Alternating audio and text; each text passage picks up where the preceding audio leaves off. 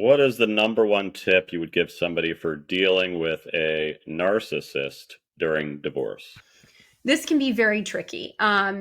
I would say that my number one tip would be to get a lawyer, but I would tell everyone that. So, in terms of dealing with a narcissist, what I have told my clients, and what one of my clients taught me was that her child's father was kind of gaslighting her. And I have a blog on that on my website. And she would email herself notes about what was said during an incident. And that way, she was able to remind herself about what was actually said as opposed to what he told her happened or tried to wave it off as if it wasn't that big of a deal. But it's almost like she had this live journal where she would email herself.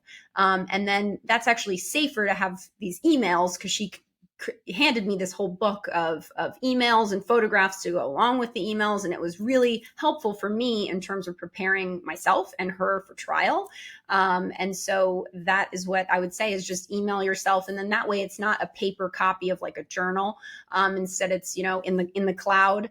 And so it can't be destroyed that way. But that was how she kept herself organized and that's how she helped me become organized in order to best represent her. So you'd also want to find an attorney who kind of specializes in helping spouses who feel as if their partner is a narcissist or gaslights them and that kind of thing. Any kind of more emotional, psychological advice you give? Because I imagine something I hear a lot is like this person, when they're in front of the judge or the lawyer, they're nothing like they are, behind the scenes. So they're probably like very frustrated watching this.